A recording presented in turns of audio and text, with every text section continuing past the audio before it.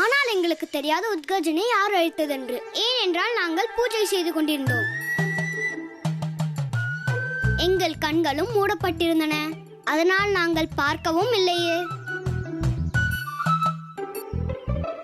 ராதா மகளே, உனக்கு இவ்வளவு பெரிய ஆபத்து நேர்ந்திருக்கிறது. ஆனால் நீ உன்னுடைய அத்தையை கூட அழைக்கவில்லையே. அத்தை உங்களுக்கு யுத்தம் செய்ய வருமா? வராதல்லவா? பிறகு அங்கு வந்து என்ன செய்திருப்பீர்கள்? பிரார்த்தனை தானே. அதைத்தான் நாங்களும் செய்து கொண்டிருந்தோம்.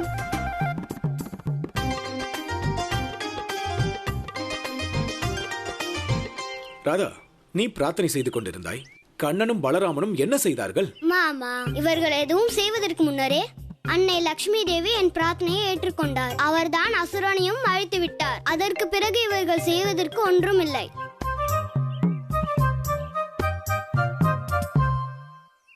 சத்யநாராயணா, தாயே லக்ஷ்மி, இது அனைத்தும் தங்களுடைய கருணை. எங்களுடைய குழந்தை இவ்வளவு பெரிய ஆபத்தில் மாட்டிக்கொண்ட பிறகும் கூட நலமுடன் திரும்பியிருக்கிறார்கள். இது போலவே இன்றும் எங்களை காக்க வேண்டும்.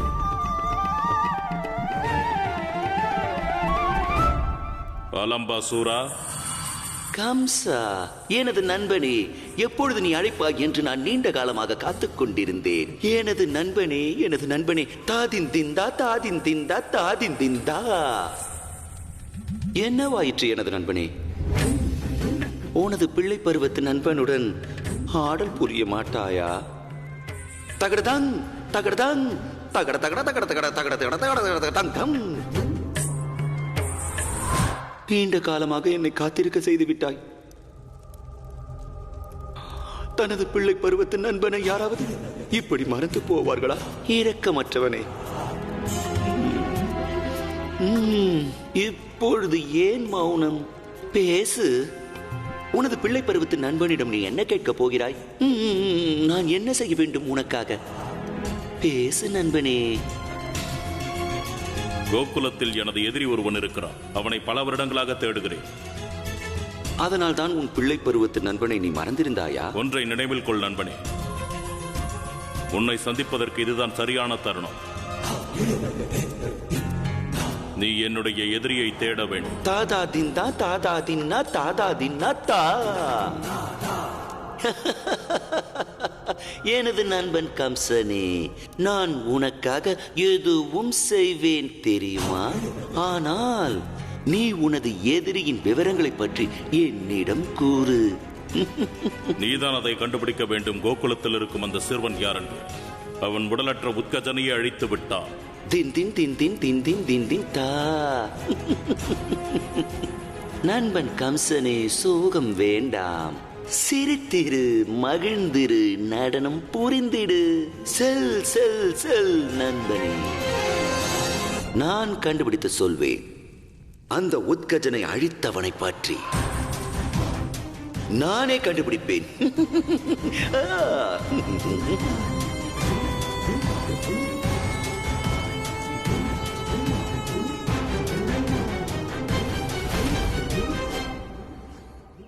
மகளே ராதா, வா, வந்து சாப்பிட.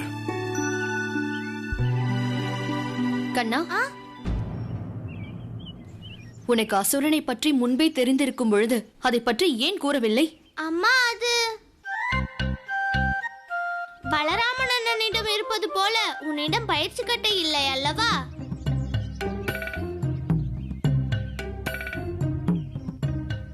அம்மா, நான் இதை வைத்து விட்டு வருகிறேன். அட கண்ணா. அம்மா, இப்பொழுது எனக்கு புரிந்து விட்டது. இனி எப்பொழுது அசுரனை பார்க்க சென்றாலும் உன்னிடம் சொல்லிவிட்டு தான் போவேன். அப்படி என்றால் நீ மீண்டும் அசுரனை சந்திக்க செல்வாயா? அதை சொல்ல மாட்டேன். இல்லையம்மா, சொல்லிவிட்டு செல்கிறேன். அக்கா, இப்பொழுது உங்களுக்கு புரியவில்லையா? கண்ணன் தங்களிடம் விளையாடுகிறான். அவனது விருப்பம் அவனது அம்மா தன்னையே சிந்தித்திருக்க வேண்டும் என்பது. சரி, அனைவரும் சென்று உணவருந்துங்கள். மிகவும் தாமதமாகிவிட்டது. நாளை அதிகாலையே நாம் பர்சனாவிற்கு புறப்பட வேண்டும். வா.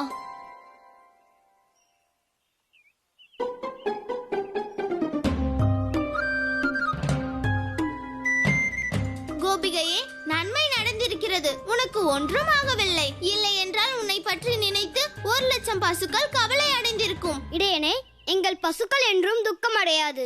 அதனால்தான் நான் உன்னை பர்சானாவிற்கு அழைத்து செல்லப் போகிறேன். உன்னை வைத்து எங்கள் 1,00,000 பசுக்களை மேய்க்கவில்லை என்றால் என் பெயர் ராதே இல்லை.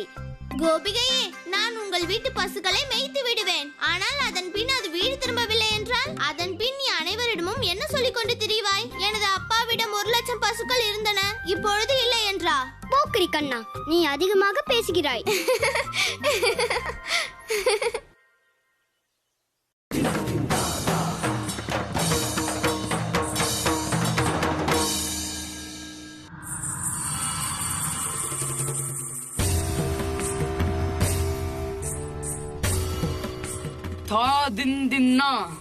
நட்புரிமையில் அனைத்தையும் தெரிந்து கொள்ளும் போது ஏன் ஒருவனை நான் எதிரியாக பார்க்க வேண்டும்?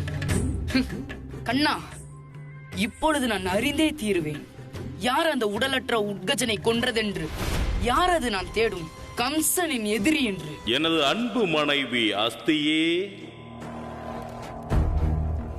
இப்போது எனக்கு இருக்கும் ஒரே விருப்பம் ஒன்றுதான். நீ திரும்பி வர வேண்டும். எனது தனிமை வாழ்வில் ஏங்கி தவிக்கும் என் இதயத்திற்கு துணையாக இருக்க மீண்டு வா. நான் அறிவேன் அஸ்தி, நீ திரும்பி வரமாட்டாய். அதனால்தான் கடவுள் கம்சன் உன்னுடைய சிலையை வடிக்கச் சொன்னான். அப்போதுதான் கடவுள் கம்சனின் சரணத்தில் நீ எப்போதும் இருப்பாய்.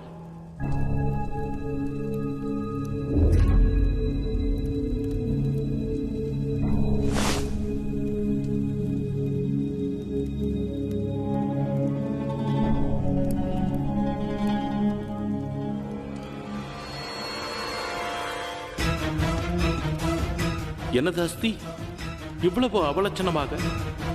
ஏன் இப்படி? எதற்காக?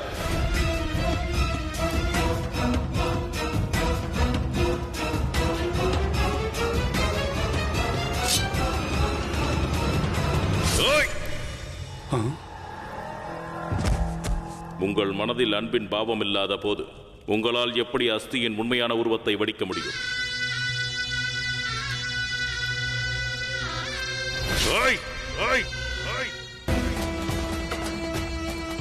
இப்போது கடவுள் கம்சன் அவரே உனது சிலையை வடிக்கப் போகிறார். மனம் நிறைய அன்பு அர்ப்பணிப்போடு உண்மையான இதயத்தோடு வடிக்கப் போகிறார். பிரலாப், கட்டளை கடவுளே. அதுவரை நீ ஆலம்பாசூரன் மீது கவனம் வைத்திரு. அவனும் ஸ்ரீதரனைப் போல நாராயணனின் புகழ் பாடிக்கொண்டு இங்கு வரக்கூடாது. ஆகட்டும் கடவுளே.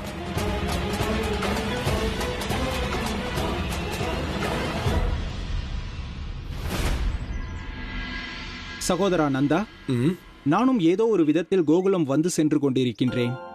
நீ உன் பரிவாரங்களுடன் பர்சானா வர வேண்டும். உன்னை உபசரிக்கும் வாய்ப்பு எனக்கும் கொடு. அவசியம் நண்பனே, அவசியம் வருகிறேன். அப்பா, இப்பொழுதுதான் நாம் கண்ணனையே பர்சானாவிற்கு அழைத்து செல்ல போகிறோமே. ஆனால் அவனுக்கு நான் சேவை செய்ய மாட்டேன்.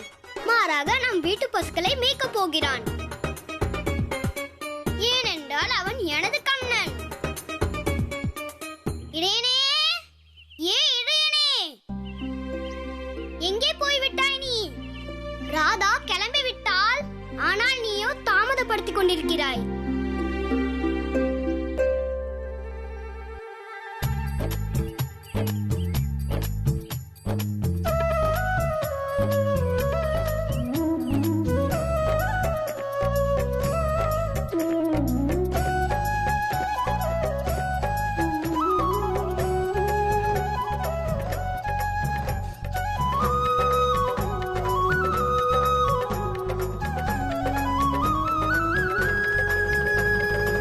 கண்ணன் என்னிடம் ஏதும் கூறாமல் பர்சானா செல்ல தயாராகிவிட்டானா?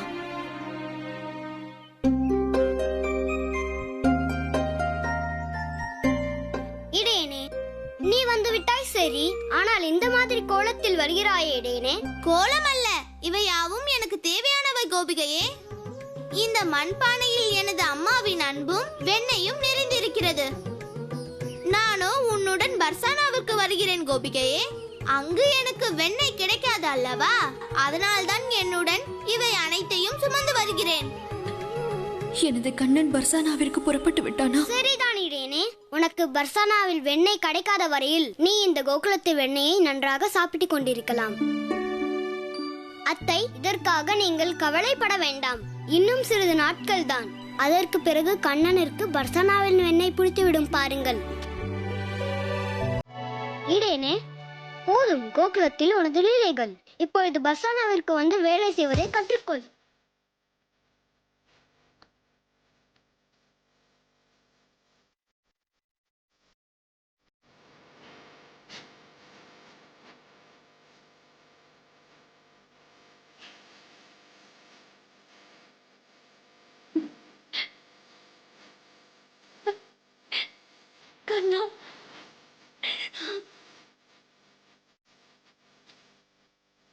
அம்மா,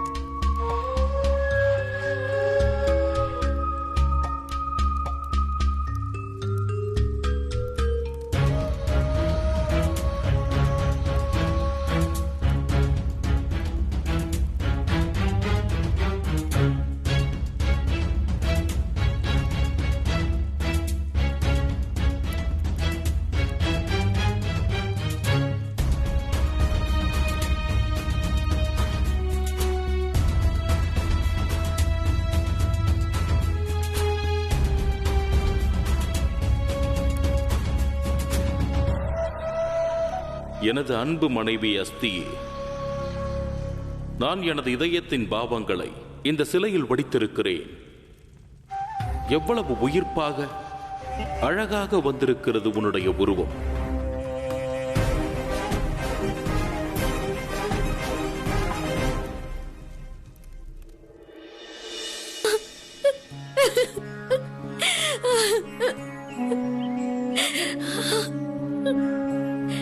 யசோதா, நந்தரே, ராதா என் கண்ணனை அழைத்துக் கொண்டு பர்சானா செல்கிறார். தாங்களும் அமைதியாக இருக்கிறீர்கள். யசோதா, அவன் நம் கண்ணன், அதுவும் யசோதாவின் கண்ணன்.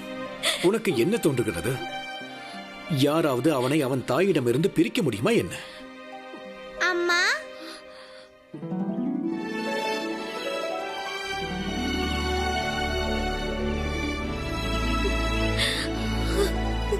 கண்ணா, கண்ணா, கண்ணா. தாயே, தாங்கள் வேதனைப்படுகிறீர்களா? இல்லை கண்ணா, நீதான் உன் தாயிடம் திரும்பி வந்து விட்டாயே.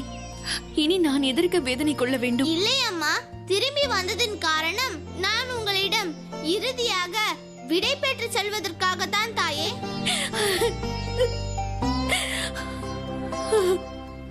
அம்மா, நீங்கள் தானே சொல்வீர்கள் நாம் கொடுத்த வாக்கை காப்பாற்ற வேண்டும் என்று.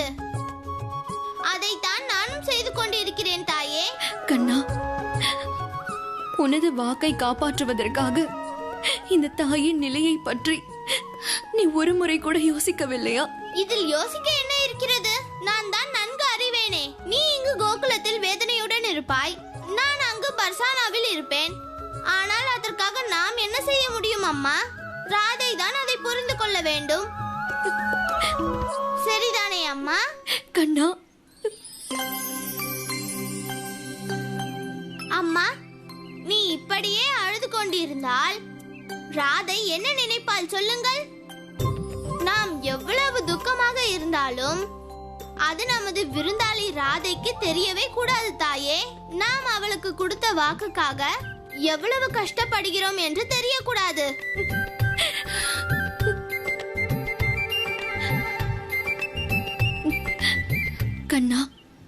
நீ உன் தாயை விட்டு பிரிந்து செல்ல போகிறாய். இந்த நேரத்தில் என்னை அழக்கூட விட மாட்டாயா? இல்லை அம்மா, ராதைக்கு கொடுத்த வாக்கை நாம் காப்பாற்ற வேண்டும் அல்லவா? அம்மா, நீ நன்றாக அழுது விடு அம்மா. ஆனால் உன் கண்ணன் சென்ற பிறகு அழு அம்மா. அழுவதை நிறுத்து அம்மா. இப்பொழுது உன் பிள்ளைக்கு விடை கொடு அம்மா.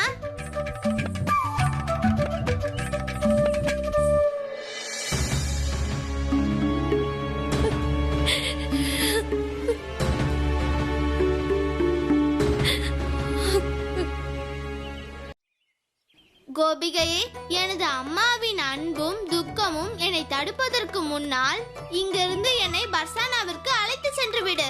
அழைத்து சென்று விடு கோபிகையே. கோபிகையே, என்ன யோசனை? என்னை இங்கிருந்து அழைத்து சென்று விடு. நான் யோசித்துக் கொண்டிருக்கவில்லை, ஒரு தீர்மானத்திற்கு வந்திருக்கிறேன். தீர்மானமா? இப்பொழுது என்ன தீர்மானம் மிச்சம் இருக்கிறது? நீ வேற ஏதேனும் கேட்க போகிறாயா? எங்கள் பாச போராட்டத்தை பார்த்து எனது அம்மாவையும் அழைத்து செல்ல வேண்டும் என்று சொல்லிடாதே. அதுதான் கண்ணா, என்னால் யாருடைய அம்மாவும் வேதனையாக இருப்பதை பார்க்க முடியாது. அதனால் தான் நான் ஒரு தீர்மானத்திற்கு வந்திருக்கிறேன். நீ பர்சானாவிற்கு வர வேண்டாம்.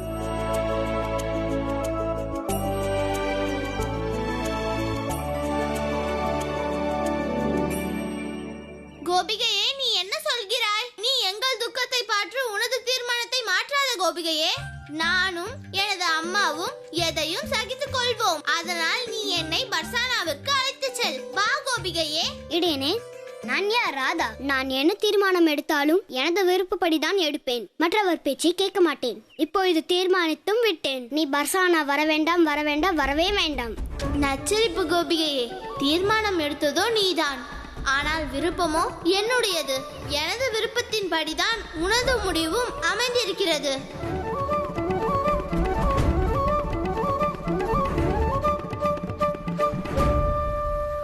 கருணை தாயே, உனது கருணைக்கு என்ன காரணம்? எங்கள் நலனுக்காக நீ ஏன் உன் முடிவை மாற்றிக்கொண்டாய்? கண்ணா, உன்னை அழைத்து செல்லாமல் இருப்பதில் எனக்கும் பலன் இருக்கிறது. அது எப்படி கோபிகையே? நான் உன்னை அழைத்து சென்றால் கோகுல வாசிகள் போலவே பர்சானா வாசிகளும் கண்ணா கண்ணா என்று ஆரம்பித்து விடக்கூடாது. பர்சானா வாசிகளை உனது மாயையிலிருந்து விலக்கி வைக்கப் போகிறேன். அதனால் நீ எங்களோடு பர்சானாவிற்கு வர வேண்டாம், வர வேண்டாம், வரவே வேண்டாம். அத்தை, நான் கண்ணனை இங்கே விட்டுச் செல்கிறேன்.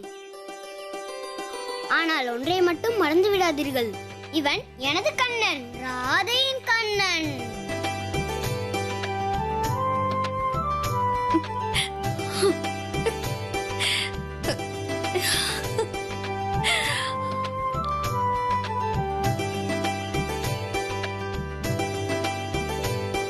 ஆம் மகளே, நான் இதை எப்பொழுதும் மறக்க மாட்டேன். இடையனே, ராதையின் கண்ணனாக மாறி நீ எனக்கு பரிசளித்து விட்டாய். நான் உன்னுடைய பிறந்த நாளுக்கு பரிசாக எதுவுமே கொடுக்கவில்லை. ராதா, எனக்கு பரிசு ஒன்றும் தேவையில்லை. உனக்கு தேவையில்லாமல் இருக்கலாம், அதனால் என்ன? நான் யார்? ராதா. நான் யாருக்கும் கடன் பட்டிருக்க மாட்டேன். அதனால் நான் உனக்கு ஒரு பரிசு அளித்தே தீருவேன். அத்தை, இப்பொழுது என்னை கீழே இறக்கி விடுங்கள்.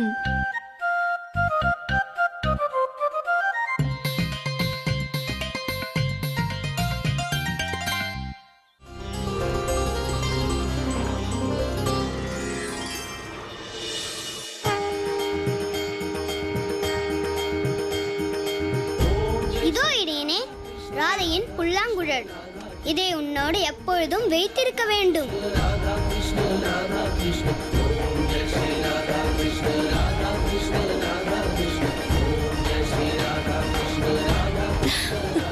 வாருங்கள் அப்பா, பர்சானாவில் நம்முடைய 1,00,000 பசுக்கள் நமக்காக காத்திருக்கும். வா வாரதா.